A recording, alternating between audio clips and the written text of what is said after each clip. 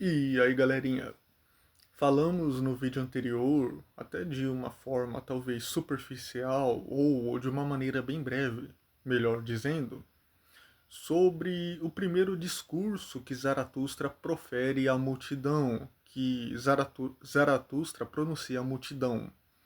Com uma robustez quase que profética, ele anuncia então o seu ideal do Übermensch, declarando que o super-homem é o sentido da Terra. Nietzsche também vai inverter o papel, a lógica do corpo-alma, mas aqui ele fala sobre o mundo, esse mundo, essa Terra.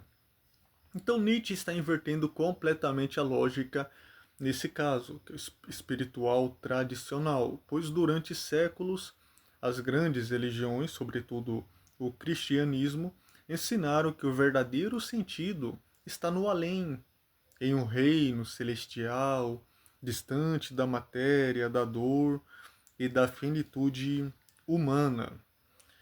Nietzsche, porém, vem e revoluciona esse pensamento.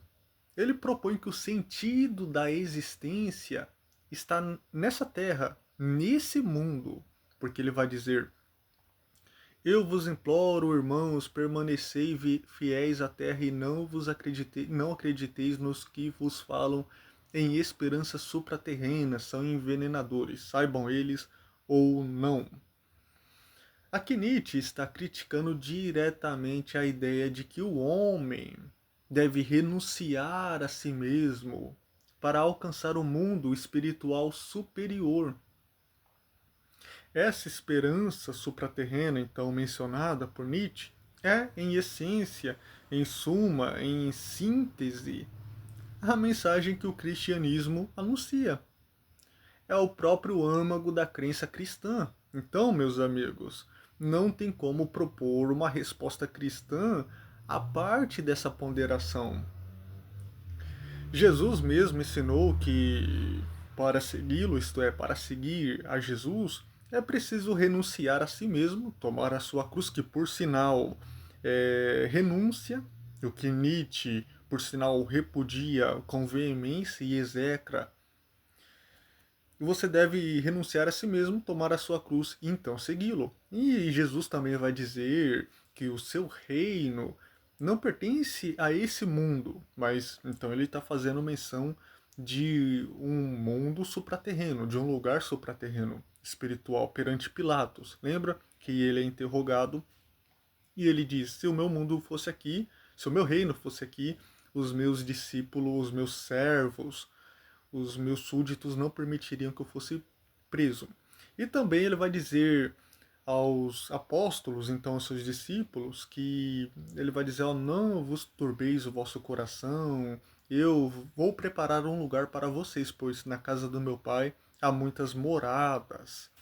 Então ele está fazendo menção a um outro plano superior, muito mais elevado, que são, por sinal, palavras centrais à fé cristã e que convidam o homem a contemplar, a vislumbrar o além, a esperar e ansiar por um céu e viver na terra como um peregrino.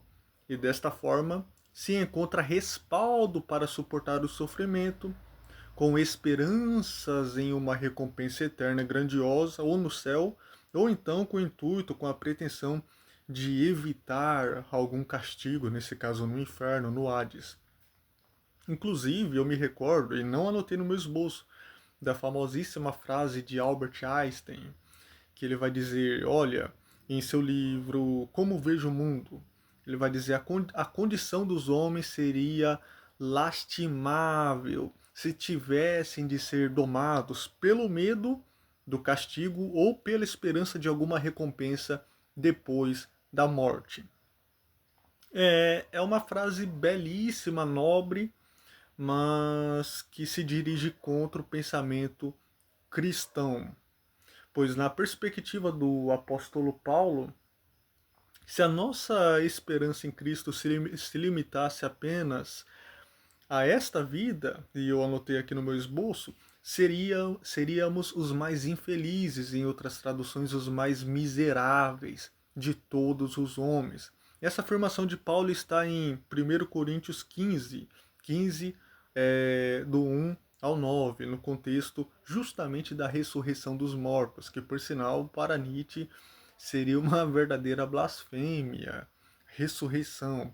Pelo menos você manteria pelo menos os átomos do seu corpo, eu acho que eles permaneceriam. Então não seria talvez tão esdrúxulo assim.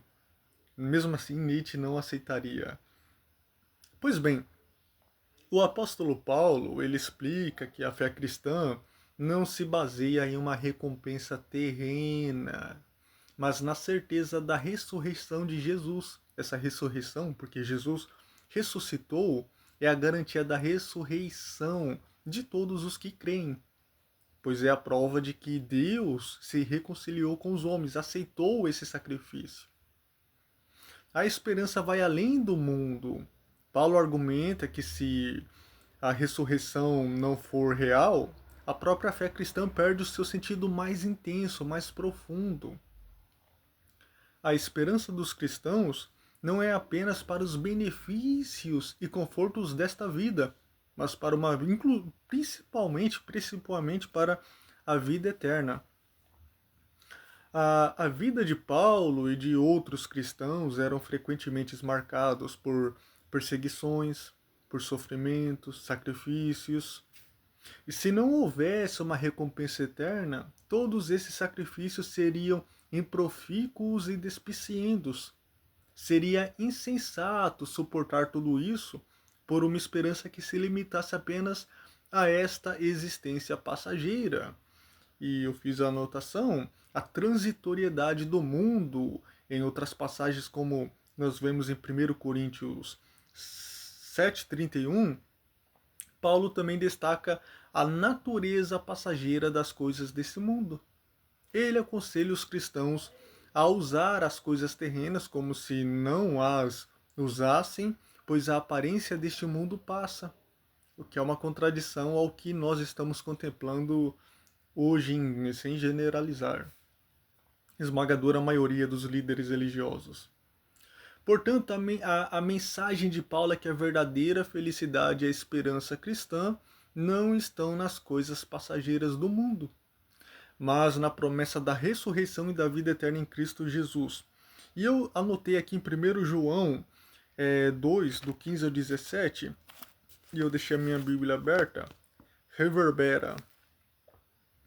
Não amem o mundo, nem o que nele há. Se alguém ama o mundo, o amor do Pai não está nele. Pois tudo o que há no mundo, a cobiça da carne, cobiça dos olhos e a ostentação dos bens materiais, não provém do Pai, mas do mundo. O mundo e a sua cobiça passam, mas aquele que faz a vontade de Deus permanece para sempre. Eu acho que não vai ter mais nenhum versículo aqui para ler, não, de forma particular.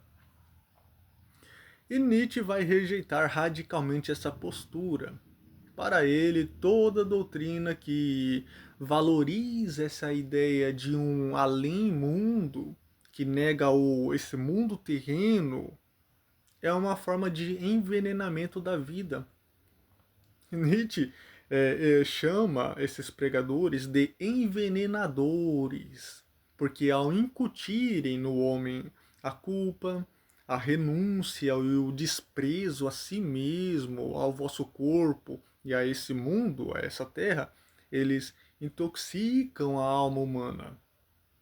Em vez de fortalecer o espírito da vida, sufocam a vitalidade, apagando a alegria de existir e impedindo o homem de criar seu próprio sentido.